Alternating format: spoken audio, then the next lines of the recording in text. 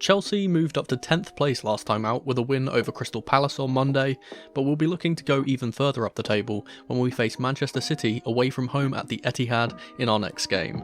Lads, lasses and the rest of the masses, welcome to the lead-in. Let's set the scene here. It's City versus Chelsea once again, with the reverse fixture being an absolute barn burner. One of the best games of the season so far, that 4-4 draw was anything but a bore. It's 2nd place versus 10th place this time around, with both teams desperately needing all 3 points. 3 points for City would see them move ahead of Liverpool in their title race, and 3 points for Chelsea could see us move up into a European spot if the teams above us fail to get a result. It seems like I say this every game nowadays, but this is a massive game, both for our season and the title race. City's form is obviously one of the best in the league. They have 16 wins, 4 draws and only 3 losses all season, and are currently on an 11-game win streak in all competitions. That streak extends to a 14-game unbeaten run since they were knocked off by Aston Villa in December. Last time out in the league they faced Everton, dispatching the Toffees 2-0 with relative ease. They'll be looking to do the exact same thing here against us, so let's take a brief look at how their team could line up for this one. Firstly, let's talk absentees.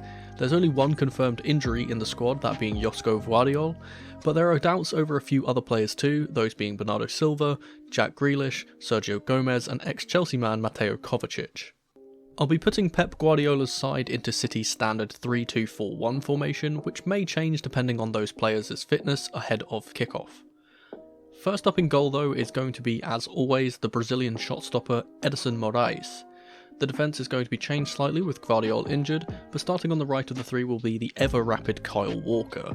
In the centre will be the Portuguese Ruben Dias, and finally over on the left, replacing the Croatian will be ex-Chelsea man Nathan Ake. Moving into the midfield, we'll start with the 2 holding midfielders. Firstly on the right, as always this role will be filled with arguably the best defensive midfielder in the league, Rodri. He'll of course be paired with the centre-back turned DM, as Pep so often likes to do, so joining him in that role will be John Stones on the left. For the advanced midfielders, we'll start on the right. I'm going to play it safe with the injuries and say that Phil Foden will start over Bernardo Silva. In the right centre mid role will of course be Belgian playmaker Kevin De Bruyne. Next to him will most likely be Enzo's international teammate Julian Alvarez. Finally, over on the left, again I'm not going to risk any of the injured players, so Jeremy Doku starts ahead of Jack Grealish. And finally, up top to lead the line will of course be the Norwegian cyborg Erling Braut Haaland. As I said, just a brief overview of what I expect their team to look like. I'm not going to go into much more detail as I've done that in previous videos, but I'll touch on a few things a little bit later, so stick around. Instead, let's quickly take a look at how Chelsea could line up. We still have a lot of injuries, so this won't be a full strength Chelsea side, but as always I'll show what I expect from Pochettino, then give my own personal lineup afterwards. Despite how poorly we played versus Palace, I think the 4-4-2 system could work well versus a high pressing team like City, and I expect Poch to be slightly stubborn here and force that formation once again. Starting with the goalkeeper, it's of course going to be Georgia Petrovic, who will be hoping to do a little bit better and not concede any rogue long shots in this one. The back 4 is going to be similar to the 4 that started against Palace. Starting on the right will be once again Malo Gusto, though I fear for his fitness as he came off due to fatigue in that previous fixture. The centre-back partnership will change due to injury, with Axel Disasi retaining his place alongside the incoming Levi Colwill, who replaces the injured Thiago Silva. Finally, over on the left I'll be putting in Ben Chilwell once again, who will most likely be looking to get in behind this high City line. Moving into the midfield, we'll start with the right mid, and I would expect Noni Madueke to drop out for Cole Palmer considering how poor he was in the Palace game. The 2 central midfielders won't change, as always we'll see that same combination of Enzo Fernandez and Moises Caicedo, who were overall pretty good versus the Eagles. Finally, on the left hand side, I'm going to be putting in Raheem Sterling. Despite his terrible recent form, I think he did well for one of the goals on Monday, and Pochettino will probably prefer him to Mykhailo Mudryk. The 2 up top will change in my opinion. I reckon Conor Gallagher continues in this hybrid striker slash centre mid role, where he can arrive late like he did so well last time out. Partnering him on the left will of course be Nicholas Jackson, returning to a more normal position for him.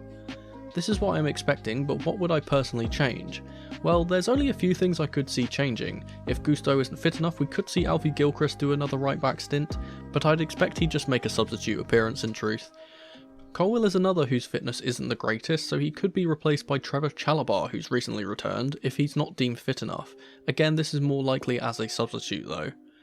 I'd personally prefer to see Sterling not in the lineup, so he could be replaced by Mykhailo Mudryk, or Jackson could move back there with Christopher Nkunku finally getting a start, which would be good to see.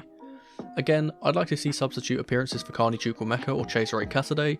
We've been fortunate that Caicedo and Enzo haven't been injured much recently, but continued dependence on them for entire 90s could bring about those issues, so I'd like to see rotation there if possible too. So those are my lineups, and I'd like to hear from you guys too, so for today's question of the day, answer me this.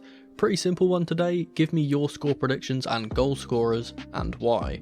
Let me know in the comments below with QOTD at the start as always, and I'll heart the ones I like. Now let's talk about the game plan. What should we be aiming to achieve in this game? Well, I'm going to as ever review our reverse fixture against City and try to offer my advice on what we did well in that game and what we could do differently. Firstly, let's look at what we did well. As I spoke about in my tactical breakdown of that 4-4 game, the main thing we did well was bypassing the City press with long passes from the back. In their 3-2-4-1, they push 5 players high up the pitch and leave a lot of space in behind and in midfield areas. We navigated this expertly by playing accurate long passes from the goalkeeper to our forwards/midfielders, with Robert Sanchez having a really good game overall. Now, Georgi Petrovic isn't as good with his distribution from what we've seen so far, but with Levi Colwill back in the lineup we can still do the same idea, but with Levi's excellent long passing instead. Another thing we got right was our formation and the dynamism of it. We saw similar things to what we saw in the Aston Villa game, midfielders dropping between the centre-backs, our full-backs getting high, us transitioning into that 4-4-2 when defending and being really hard to beat due to the compact nature of the formation. We forced individual battles out wide and won almost all of them. In this game we have 2 entirely different full-backs though. Instead of James and Cucurella we have Gusto and Chilwell, and though the former I believe will have zero issues dealing with Doku, I do fear that Chilwell may get overrun on that side with Foden, De Bruyne and Walker to contend with. In general, our energy in that game was really good, and we have to match that in this game. Intensely press, get City off of their game, win the ball high and score off of the back of that pressure. We know we can score goals against City because we did it before. Now that Gallagher, Enzo and Palmer have really found their shooting boots, I really expect us to score a goal or two in this one.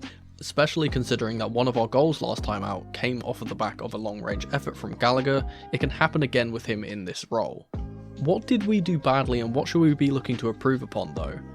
Firstly, our organisation at set pieces has to improve for this one. We switched off defensively from set pieces and balls into the box on numerous occasions in that game, and we cannot afford to do that again here. Conceding cheap goals to any team is bad, but against a team the quality of Man City, it is a criminal offence considering how good they are at attacking from open play. We have to make them earn the goals they get, not gift them to them. Our press was good last time, but sometimes we did neglect our defensive responsibilities during this press. City are excellent at playing out from the back under pressure, and they did so against us on numerous occasions. We will have to be smart with our pressing in this one and less gung-ho, because that aggressiveness can be to our detriment at times if we do it at the wrong times, and let them play through us with bodies committed forward. For a score prediction, I'm not going to be predicting a Chelsea win this time, so I hope my jinx works again. I think we'll get a couple of goals, but with the addition of De Bruyne and the form of the two teams, I'm going to say City will beat Chelsea by 3-2. Our goals will come from Palmer bending in a curler from the right flank, and Disasi from a corner. For the hosts, I reckon De Bruyne will get a goal, as well as assisting Haaland for a brace. I think this will be a good game like the last one was, and though I did feel we got a little unlucky last time out and should have gained all 3 points, I don't foresee us pulling it off again as Pep is so good at adapting his tactics and we've seen Poch struggle to do this at times. We'll have to wait until the game to see if any of my predictions are correct, and as always I'll be live streaming after the game to give my first reactions. But if you can't wait until then, maybe watch one of these 2 videos on screen in the meantime.